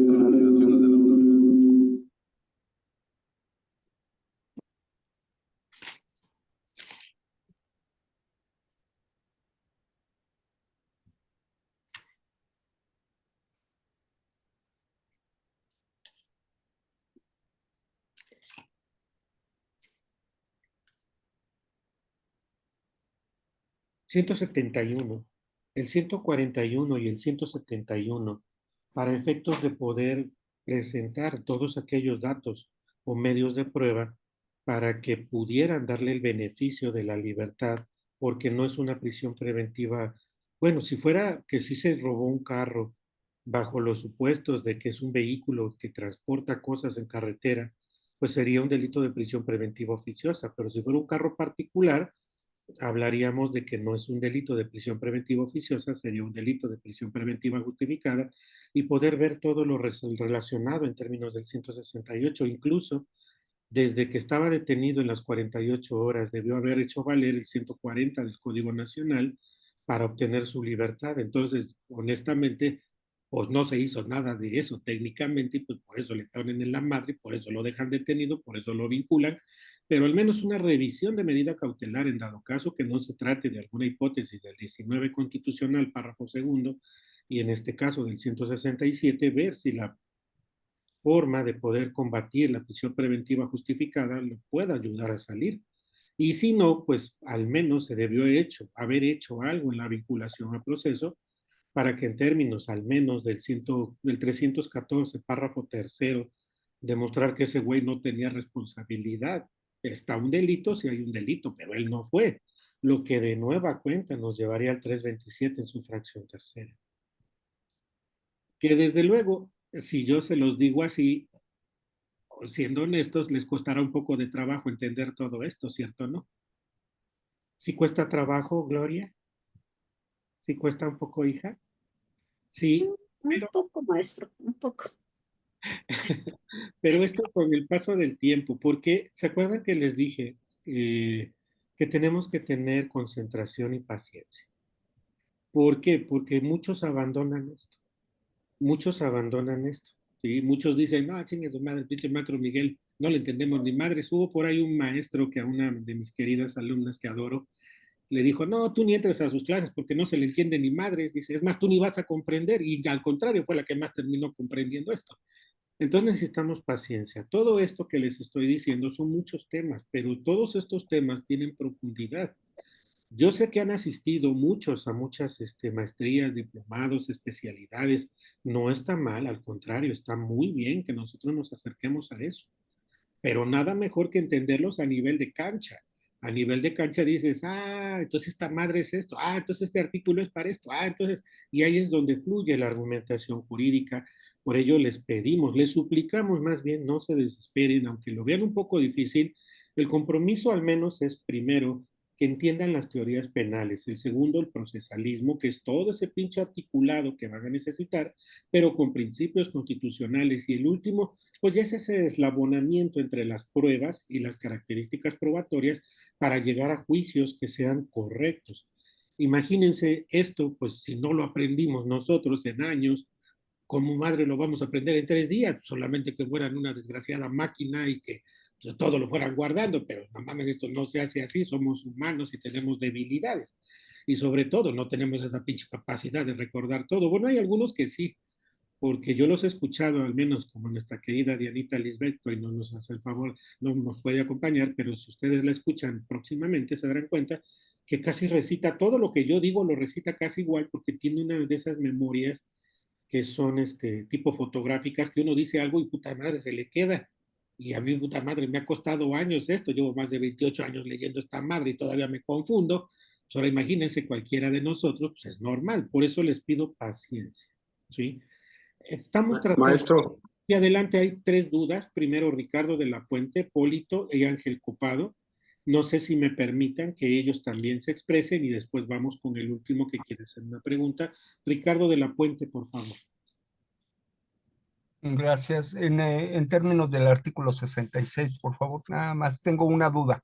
Estábamos bueno, creí escuchar que estaban hablando en el asunto de los presuntos denominados farderos, vamos a llamarles, personas que entran a centros comerciales, sustraen objetos, llegan al Ministerio Público y por lo general, pues después de 36 horas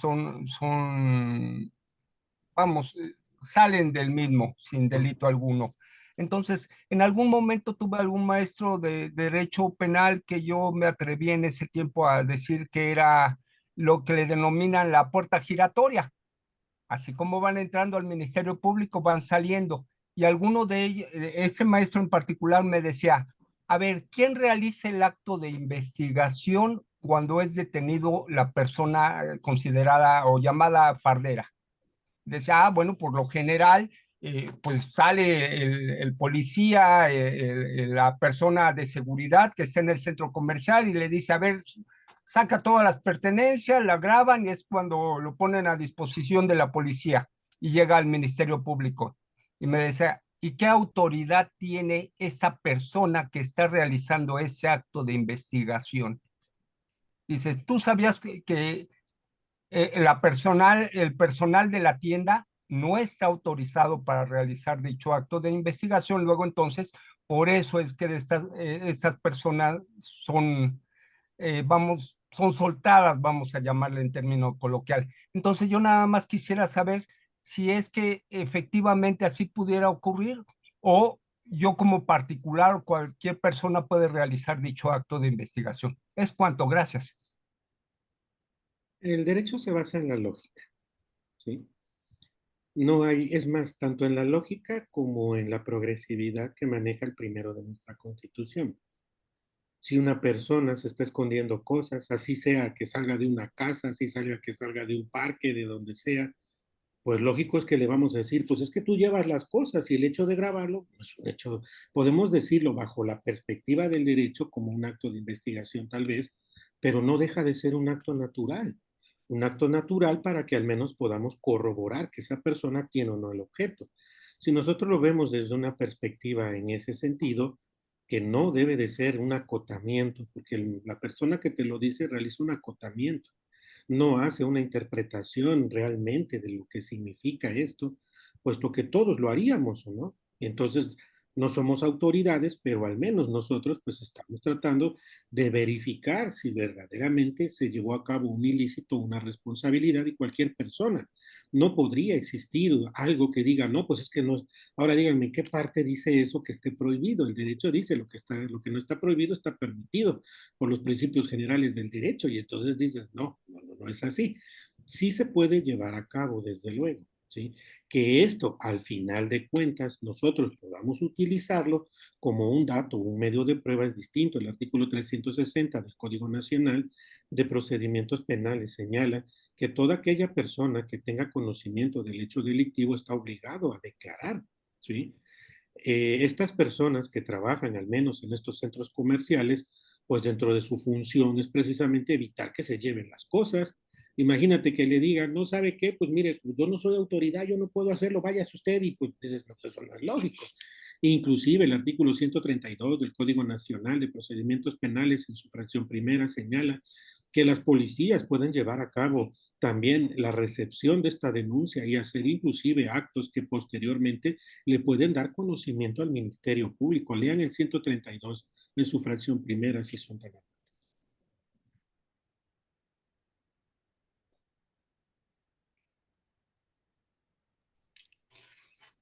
En términos de 66, profe, si me permite leerlo. Por favor, maestra Kika. Artículo 132. Obligaciones del policía. Fracción primera. Recibir las denuncias sobre hechos que puedan ser constitutivos de delito e informar al Ministerio Público por cualquier medio y forma inmediatamente de las diligencias practicadas. Si nos damos cuenta, el propio 132 en sus fracciones sexta, séptima, octava, novena, ¿sí? Al menos en la fracción octava y novena, dice preservar el lugar de los hechos o del hallazgo en general y realizar todos los actos necesarios para garantizar la integridad de los indicios.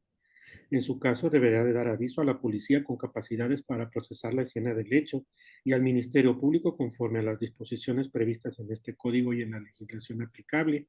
9. Recolectar y guardar objetos relacionados con la investigación de los delitos en términos de la fracción anterior. Si nosotros nos damos cuenta, el propio 16 constitucional, párrafo sexto, nos dice que cualquier persona puede detener a quien está cometiendo en esos momentos un ilícito, ¿sí? Un hecho. Bueno, ¿se han dado cuenta que en el 16 constitucional no dice hecho con apariencia de delito? Vean el 16 párrafo sexto si nos dice el hecho con apariencia de delito.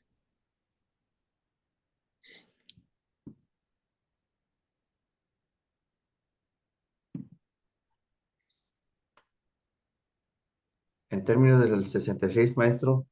Adelante. Permiso, maestro. Solo en casos urgentes, cuando se trate de un delito grave, así calificado por la ley o ante el riesgo. Perdón, el párrafo quinto. El párrafo quinto, perdón. Cualquier persona puede detener al indiciado en el momento en el que esté cometiendo un delito o inmediatamente después de haberlo cometido, poniéndolo sin demora a disposición de la autoridad civil más cercana y esta con la misma prontitud a la del Ministerio Público. Existirá un registro inmediato de la detención. Sí, perfecto. Si nos damos cuenta, no nos dice hecho con apariencia de delito, pero el 19 de la Constitución, párrafo primero, sí dice un hecho con apariencia de delito.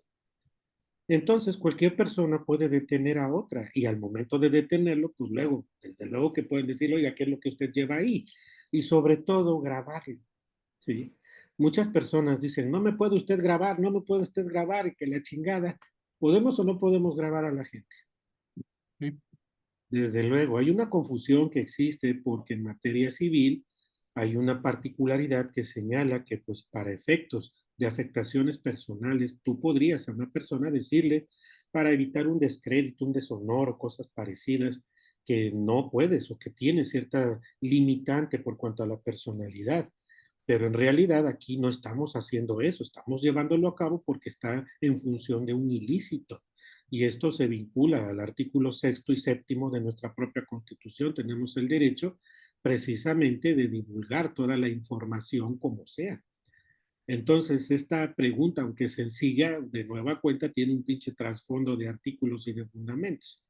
Mi recomendación siempre es que las preguntas que sean de casos o de cosas así, se lleven a cabo al final o más adelante. ¿Por qué? Porque hay mucha información para no perder el hilo de todo esto. Pero ahora sí que en atención de que están iniciando, nosotros damos todo el apoyo para las preguntas, pero traten ustedes que al menos de lo que el tema que es preguntarlo y de temas sobre planteamientos, cosas, sí lo podemos hacer, pero que sea lo más pequeño para no desviarlos, porque si no los desviamos, al rato dicen, ¿qué pedo? Ya ni me acuerdo en qué estaba, ¿sí? Hay dos comentarios de mi querido Polito y de Ángel Copado. Polito. Hola, buenas noches. A ver si me escucho porque ando un poquito agripado. Con el gusto de saludar a la nueva audiencia y recomendarles que sigan eh, asistiendo aquí a las clases en forma regular para no perder el hilo de las mismas, y darles la bienvenida a todos ustedes. Nosotros ya tenemos algún tiempo aquí con el maestro y le agradezco que sigamos con él. Únicamente nada más para aclarar un poquito y dejar y que nos entienda precisamente la compañera que dijo que no entendía muy bien en la práctica los elementos que configuraban el delito, en particular esto de la punibilidad y respecto a la excusa absolutoria, que no en la práctica no se da mucho, como dices bien, maestro, y que no se llega a comprender en qué momento podamos hacer uso de la misma. Y yo entiendo que aquí, como una configuración del tipo penal, cada elemento o estos elementos se va a dar en la práctica cuando a ti o al imputado y tú como defensa se te trate de cuadrar una causa penal en donde el mismo tipo te va a dar esta salida o esta excusa de la que muy particularmente habla el maestro o estamos tratando, en donde no hay pena. Y esta mención o esta circunstancia, obviamente, en la práctica ningún ministerio público te lo va a dejar ver en su postura. Obviamente el ministerio público te va desde que se vincula la carpeta o desde que hay una detención, te va a decir que hay delito, te va a decir que está cuadrado, te va a decir que se va a refundir a tu cliente y que no va a salir. Esa es la postura del Ministerio Público. La cuestión aquí es verificar muy bien el tipo penal y o los tipos penales y ver si hay una excusa absolutoria en cada uno de ellos. Es decir, si hay si te advierte que hay una excusa de la pena como un elemento en donde clasifique que no se va a penalizar por así describirlo el tipo penal. Es cuanto, maestro, nada más quería acotar esa parte. Gracias, nuestro Polito, allá en la Ciudad de México, un hermano entrañable. Sí, la excusa absolutoria, repito, solamente el código lo dice. No se impondrá pena, no tendrá sanción alguna, no será sancionable, que esto es que por lo contrario no es punible, ¿sí? No se le pone pena. Y eso cuando lleguen a verlo dicen, espéreme su señoría, esto es una excusa absolutoria para efectos de que me lo deje libre. No significa que no se siga, ¿no? No podemos considerarlo una excluyente de incriminación porque las excluyentes es una conducta típica antijurídica culpable, que ahí sí hay 14 que puedo y debo de hacer valer, sí, pero Lo que es esta cuestión de la excusa absolutoria no es una excluyente. Una excluyente es una cosa, la excusa absolutoria es un resultado que no se impone pena, nada más. En resumen, ¿sí pueden entenderlo un poquito más, compañeros? ¿Sí? Ángel Copado tiene un comentario, Ángel Copado. Hola, maestro, buenas noches. En términos del 36, nada más es una duda referente a lo que comentó el compañero Francisco, eh, respecto a que por, por mentir no le permitió dar una garantía económica. Y es pregunta, maestro. De acuerdo al artículo 153 de las reglas generales de las medidas cautelares, menciona que por el tiempo indispensable para asegurar la presencia del imputado en el procedimiento, para garantizar la seguridad de la víctima o ofendido o evitar la obstaculización del procedimiento. Sí lo menciona el artículo 153 y me llamó la atención que porque dice que porque mintió. Entonces yo no entiendo, de acuerdo al Código Nacional de Procedimientos Penales, que aparezca esa figura, por llamarle una figura jurídica de mentir, que no permita el artículo 155, que es la numeral 2, la exhibición de una garantía económica por mentir. No sé si me podría explicar cómo el juez actúa diciendo que por una mentira no le puede cambiar la medida cautelar. Me llamó la atención eso, maestro. Si nosotros nos damos cuenta del artículo 168 en su fracción primera, ahí nos habla como algo así como de mentir y hay una razón de ser, que es por cuanto a que su domicilio no lo señale de manera plena o de manera correcta, ¿sí? Podríamos decir que esa podría ser una salvedad, ¿sí? Que haya mentido, pero también el hecho de que él, por ejemplo, no diga su nombre de manera correcta, por ejemplo, que ponga cosas que son falsas, dices, pues no mames, esta persona está dando datos precisamente pues para que no lo ubiquen y pues para que se pueda pelar o ni siquiera puedan ubicarlo. Y entonces, me imagino que a eso tiene esa mayor referencia, querido Ángel Copado. Gracias, maestro. Muy bien. Hay un comentario de nuestro compañerito que va manejando, el Oppo A53, no dice su nombre, pero creo que quiere intervenir. Adelante.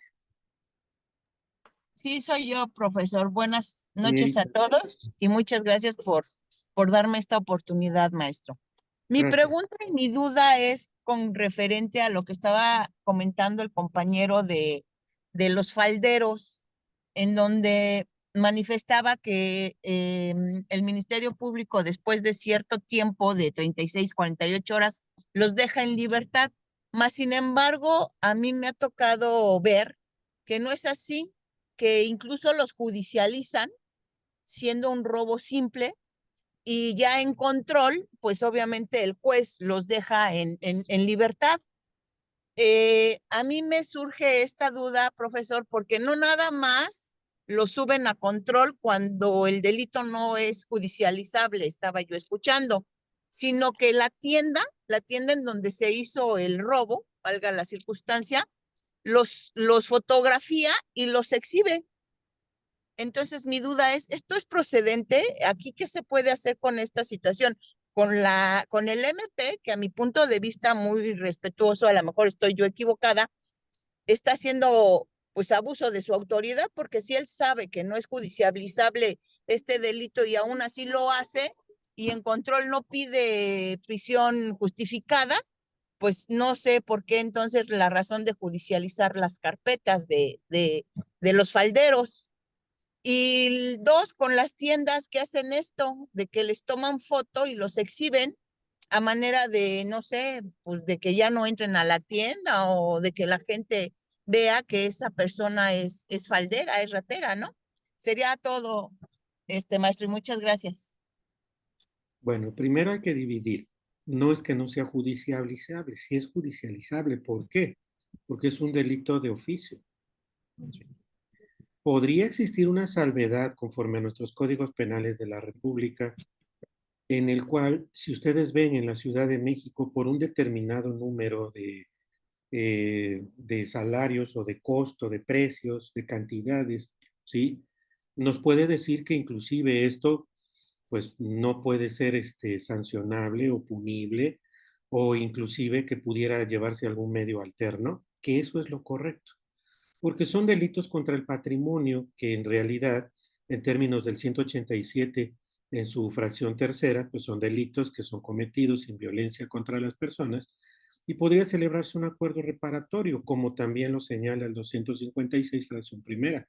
No significa que no sea o que no se pueda mandar a un juez. Sí se debe de mandar a un juez, porque al final de cuentas ese es el único que va a decir si al menos en este caso hay o no una vinculación a proceso por demostrar el hecho con apariencia de delito y que existe la probabilidad de que lo haya cometido. Entonces, de que lo debe demandar, salvo que las disposiciones comunes al patrimonio en sus estados refiera algo distinto. Por ejemplo, los delitos que son cometidos entre familiares en la mayor parte de los estados lo maneja como un delito de querella, y si es un delito de querella, bueno, vamos a manejar el 187, fracción primera, un acuerdo reparatorio, y bueno, nos vamos, ¿no?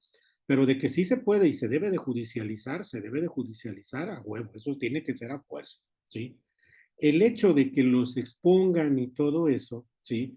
Si nosotros tratáramos de ver si existe o la difamación o la calumnia, de la mayor parte de los estados de la República los quitaron, excepto de Yucatán y otros países, en otros estados, ¿sí? Y por criterios de la Corte, la finalidad, pues es de que traten al menos de que estas personas no cometan ilícitos. Desde luego que el juez no puede permitir durante todo el procedimiento que se les tenga como culpables, ya que si ustedes atienden al 134, fracción quinta, ¿qué dice?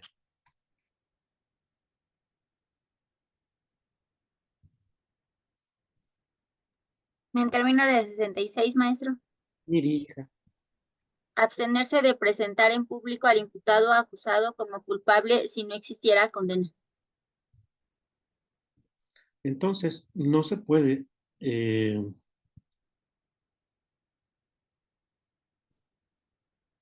ok.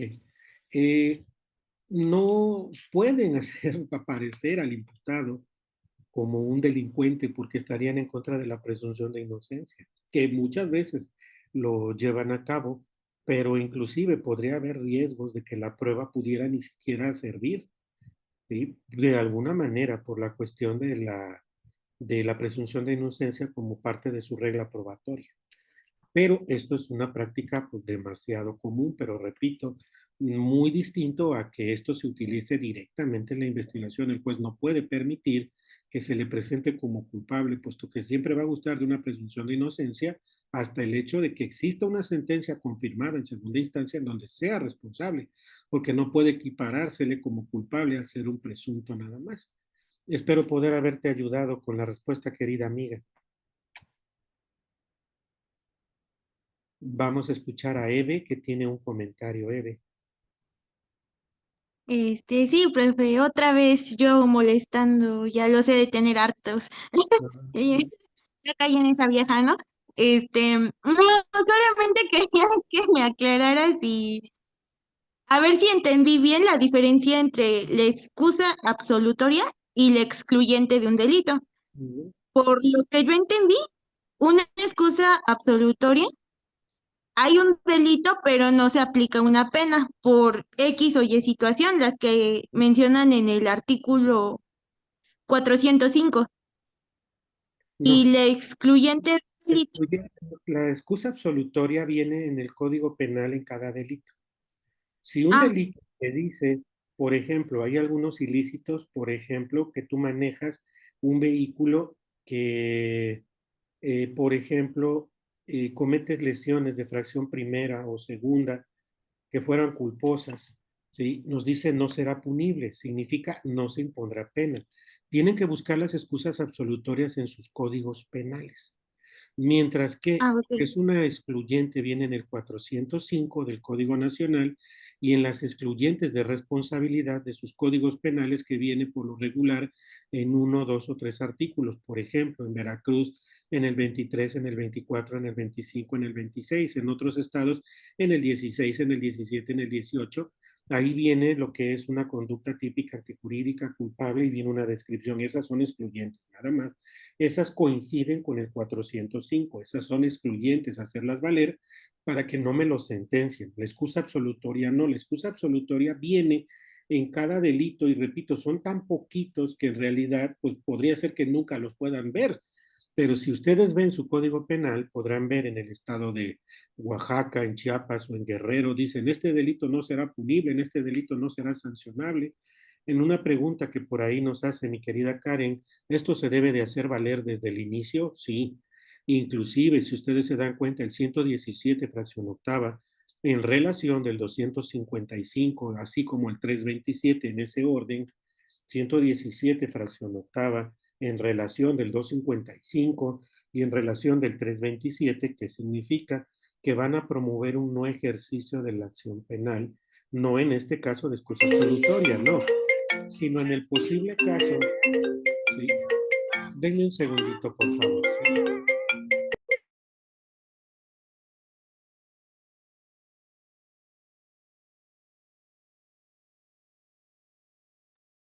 ¿Sí? Para el Estado de México, las excluyentes están en el artículo 15. Gracias. Yo apoyo la moción.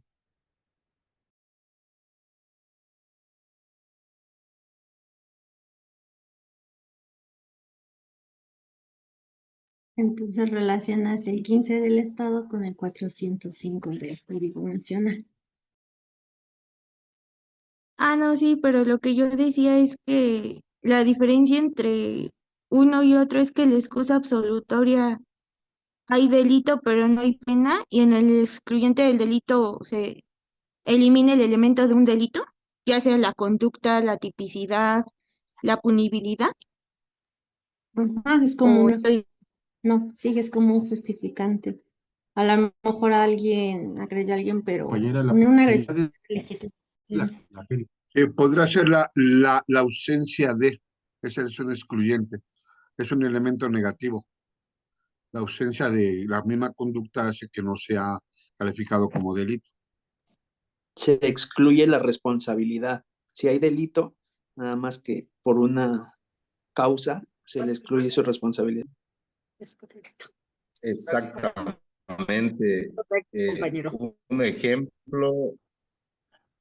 Un ejemplo podría ser un guardia en un supermercado, pues ve un carro y escucha un ruido, el ruido de un bebé que llora, pero logra acercarse y ubicar el ruido y ve que hay un niño que quedó dentro del carro. Lo dejaron sus papás, se metieron al súper, son las 2 de la tarde, están subidos los vidrios y el guardia ve que el niño pues ya está desesperado, llorando y sudando.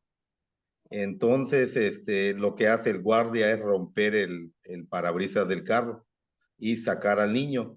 Entonces, si el padre de familia quisiera fincar responsabilidad penal al padre, pues ahí es donde entraría el análisis del excluyente, porque vamos a pensar que fue un estado de necesidad justificante. Tiene mucho que ver el bien jurídico que se protege. El bien jurídico que se protege es de mayor valor la vida del bebé que el parabrisas del carro. Ese sería un ejemplo de excluyente de responsabilidad. No sé si estoy bien o estoy... Perfecto, 327, fracción cuarta, en relación del 405, causas de justificación, el estado de necesidad justificante. Cuando existen dos bienes, uno de mayor valor y uno de menor valor, es cuando se hace valer el excluyente. Les voy a enseñar a que todas y cada una de las excluyentes de lo que señala el 327, fracción cuarta, en relación del 405, se pueda desde luego hacer valer, como en este caso, les repito, el 117 fracción octava, si lo leen en términos del 255, no ejercicio de la acción penal, es una especie de sobreseimiento anterior a que haya una imputación, por así decirlo, y ya si hay una imputación y se sigue hacia adelante, se podría llevar un sobreseimiento, que también les voy a explicar esa figura jurídica. Aquí hay muchas figuras jurídicas que créanme, una vez de que ustedes puedan entenderlas, Ahora sí, ya van a poder llegar y hacer sus teorías del caso bien hechas y pues no nada más llegar a pelear pruebas a lo pendejo y llegar a presentar pruebas marihuanas que a última ni va a servir de una chingada, porque de todas maneras lo van a sentenciar, es ser realistas. Pero repito, lo único que quisiera suplicarles es mucha concentración, mucha paciencia. Sí, compañeritos, hay algunas pequeñas dudas que tienen, pero tengo que salir unos minutos. Entonces, quiero suplicarles, nos disculpen para poder terminar ahorita. Vamos, no sé, si ustedes me dicen, sí, maestro, suba la clase, la subimos. Ustedes me dicen, no, ya no hace falta, no la subo. ¿Sí la subo o no la subimos? Sí, maestro, sí, súbala. Sí, maestro. En términos del 66, sí, súbala, por favor. Más tardecito. Para echarle una repasada. Más tardecito las llevo a la subo, si no el día de mañana, dependiendo la velocidad del Zoom para bajar la clase. Y Claro. se las comparto con mucho gusto, ¿sale? Y pues de nuevo, Muchas gracias. no me queda más que agradecerles que hayan estado el día de hoy. Gracias, maestro. Gracias, Un abrazo. Gracias, maestro. Gracias, maestro. Gracias, maestro. Muy buenas noches a todos. Gracias, Buenas noches. maestro. Buenas noches a todos. Buenas noches. Buenas noches.